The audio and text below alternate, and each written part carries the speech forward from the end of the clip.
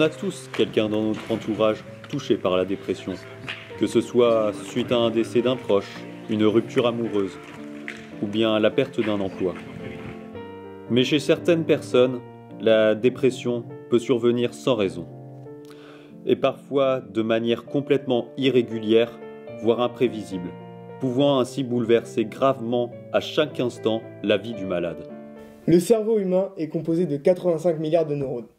Ces neurones s'envoient des informations par le biais de signaux électriques.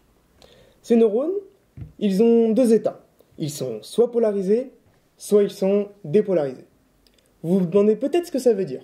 Ça veut dire qu'ils sont tout simplement soit allumés, soit éteints.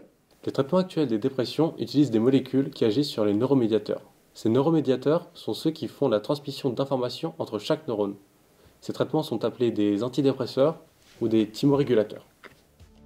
Mais, dans le cas des dépressions aléatoires, ces traitements sont inefficaces. Notre hypothèse serait que le problème ne viendrait pas de la transmission entre les neurones, mais plutôt de phénomènes d'emballement du cerveau. L'information se mettant à tourner à toute vitesse.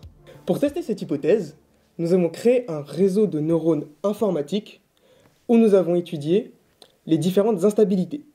Ce réseau informatique mimant le cerveau humain. Et ces instabilités, nous les avons comparées à celles rencontrées en psychiatrie. Chaque neurone est une variable valant 0, ici pour les points bleus ou 1 pour les points rouges. Et ces états changent en fonction des neurones auxquels ils étaient connectés. Nous avons deux phases de stimulation extérieure dans notre réseau. La journée, où on envoie sur une partie du réseau une certaine quantité d'informations aléatoires qui modélisent les informations reçues par nos sens, comme la vue ou l'odorat. Et la nuit, où on n'envoie plus d'informations. Nous avons deux types de réactions de notre réseau. L'état stable, où nos neurones s'activent, puis s'éteignent la nuit.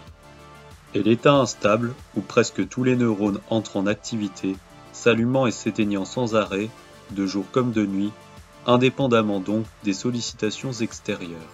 Souvenez-vous de nos neurones emballés. Ces derniers étaient dans un état que l'on qualifie d'instable. Et cet emballement se retrouve en psychiatrie, où les malades témoignent d'emballement des pensées. Mais ce n'est pas tout. En effet, on remarque que notre réseau est plus sensible aux informations extérieures, ce qui montre qu'ils sont plus sujets aux instabilités. Et ces instabilités-là, on les retrouve notamment en psychiatrie, avec nos patients, les hypersensibles, qui sont plus sujets aux instabilités de l'humeur. Ces résultats nous ouvrent une nouvelle perspective de traitement. On va agir sur les réseaux de neurones plutôt que sur les neurotransmetteurs.